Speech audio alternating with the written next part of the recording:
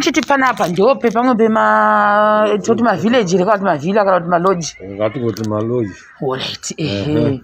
Panonzi pachi panapa. Panonzi pa Mama Lodge. Mama guest house. Oh, Mama guest house. All right. Because until not like I was saying. Yeah, right. All right. You know, in the town food town. Yeah, saka town mune mbiri. Kune villa ne guest house. Alright. Saka tombomuona. Vandikuna kunge like papechangedwa mune makalanda ecreche kwandechi. Echi? Kutange crash like. No, kumberi kune crash. Oh, pa same building pano. Wow, that's really nice. All right. Saka.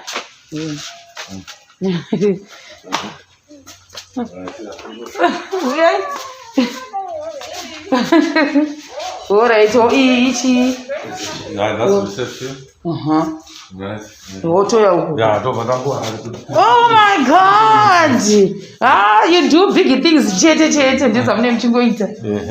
Big things all the time. Oh, this is nice. You're foot table tonight, foot kuno. Alright. You know, then get the executive. Executive. Alright, executive. Wow. The TV yako shesi. Alright. Toenda ku next wacheningi yakaita sei.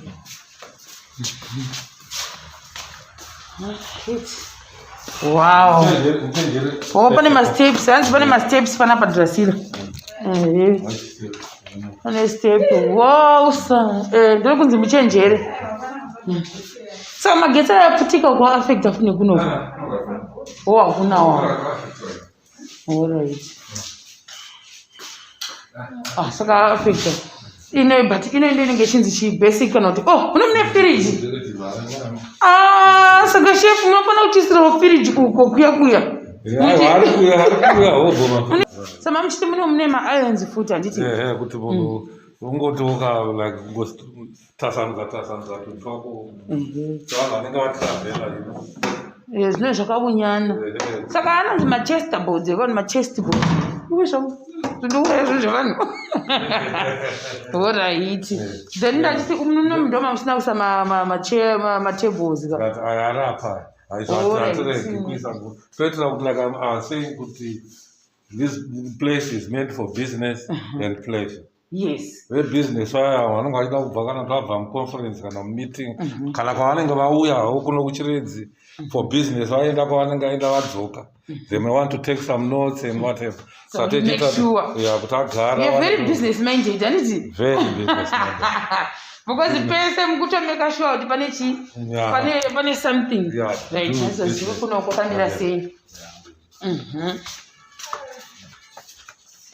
Wow. Anyway. Oh, it's another bedroom. That's another room. Wow. Mune ma chips say. Mune ma room mune. Don't worry. Mune ma chips guys. Favoritism.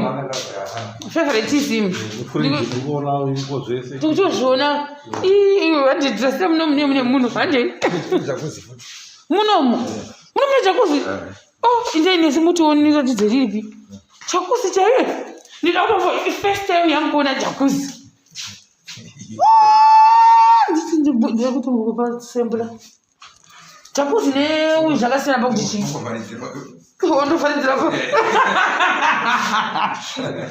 jacuzzi ne tabu zakasina pa kuti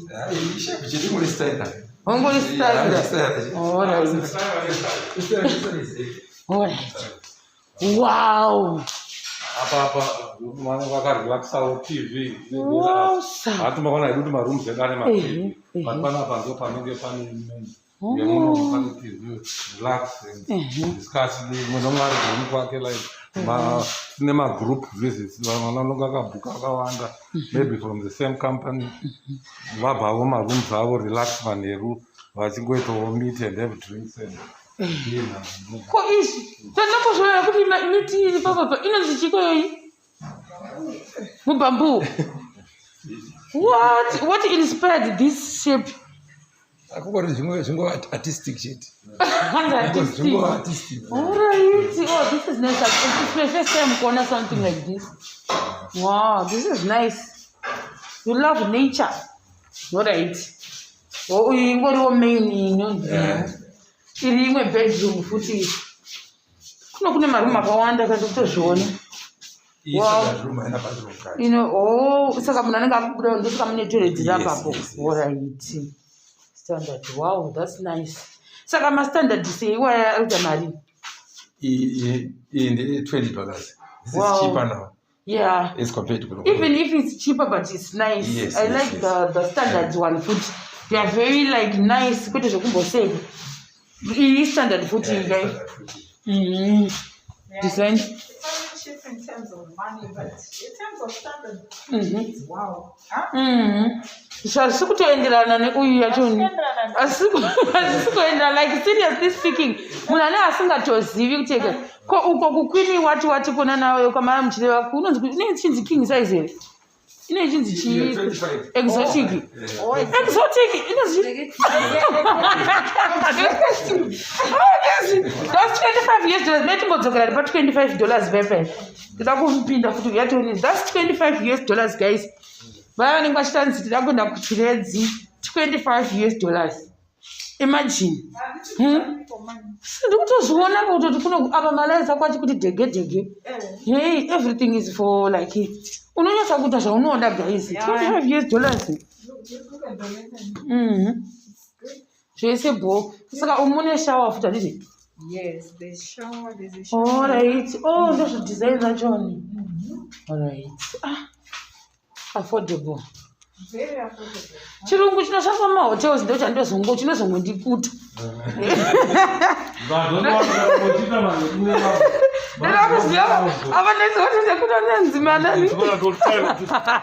Ndo mamake kutsovana.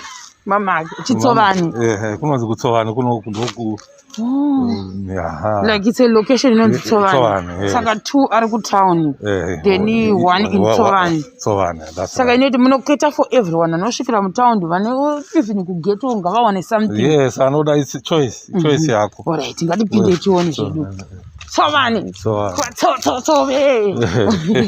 Alright, and saka tikutangira. Iko kuno kwacho kutsovani tine mamwe ma-ensuit tinawo. Tine ma-standard. Tine kuno ma-price wa achona like pane 15, pane 20, pane 25. Saka titongira mupi machoni? Tiratidze gatange ne 25. Alright. 24. Room 24. Oh, room 24. Room 24 ndio inoita $25. Alright. Oh, only one. Alright. Oh my god. Oh my god. Oh my god. Kuno kwa kati akuna. Magetsa aenda. Atende zvozi. Aenda zvozi. Kuno kuinde station imwari. Oh, backup. What?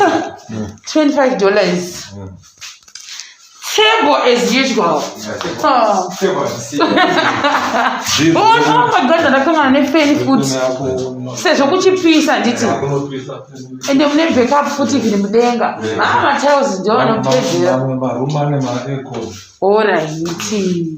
Even ukota tiri kune ma-aircon futi. Yeah, that's nice. That's okay. Tsovani.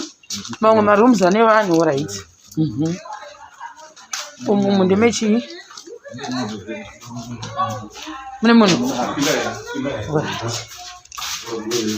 ichi futi 25. Alright. Don't depend on my standards achoni. Alright. Wow, that's nice. Alright.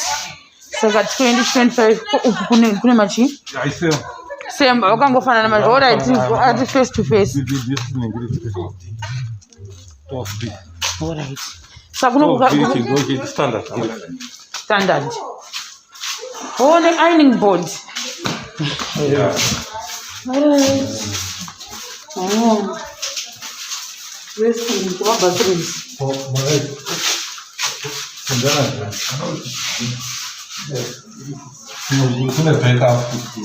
Oh, magetsi akaenda mune backup. Alright. But you know kuti kuno very busy. Yeah, it's busy. Because woman is actually. Alright, indochi. That's how much? 15. Oh, that's $15. Yeah.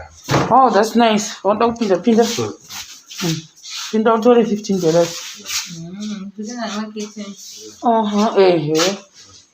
Mira nako munhu unoindia asina akete bono kosa ngodzo.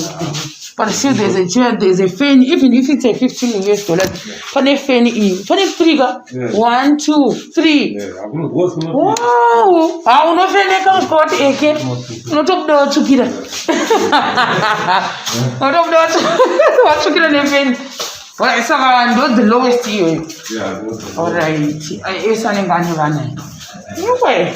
I'm going to be busy. That's what extremely busy.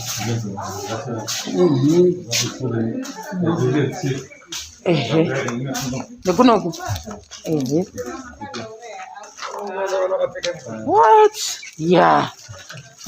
I'm going to be busy with black food.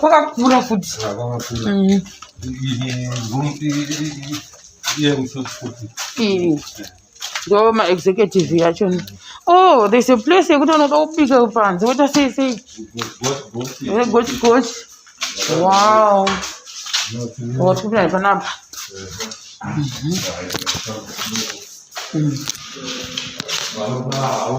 Wow. Kujikira muno. No, yo shikira kuno. Wow.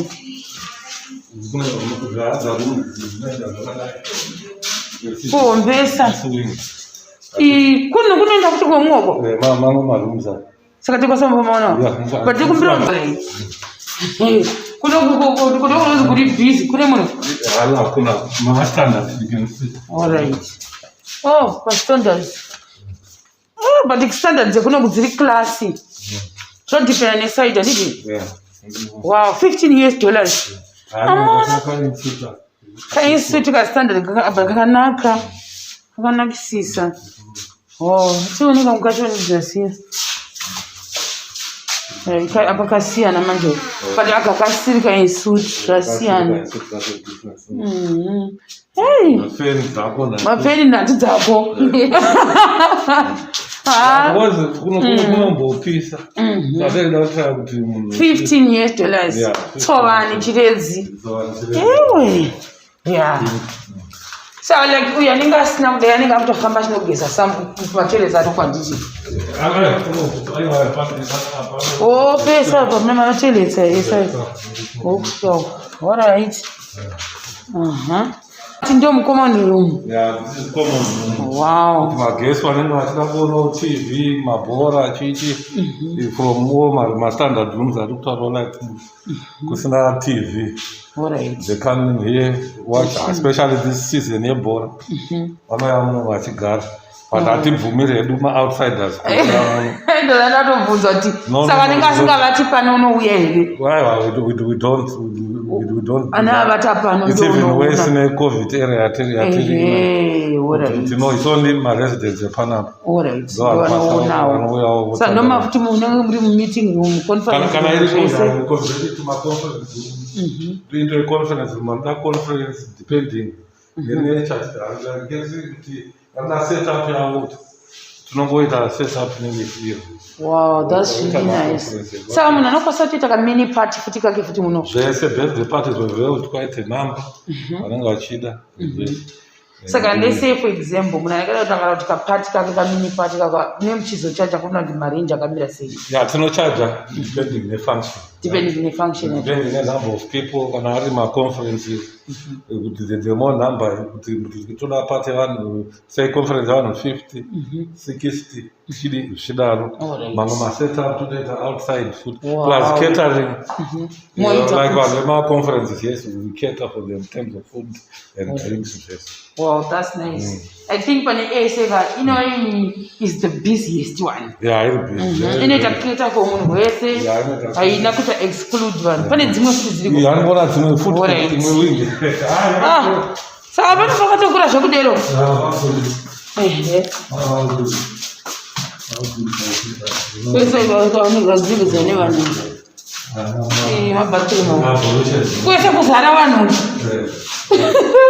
Yeah.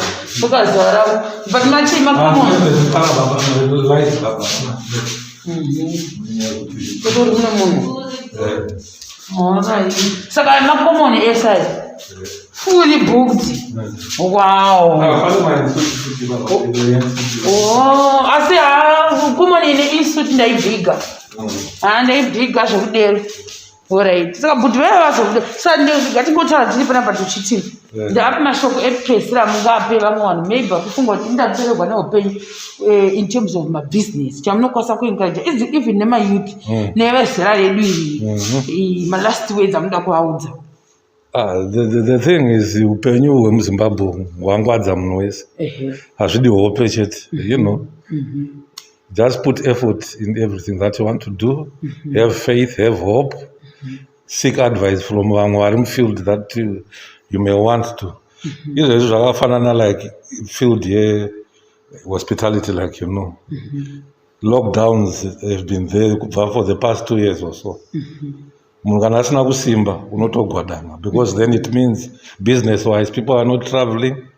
Vanhu vari locked up kudzimba, traveling is at minimum.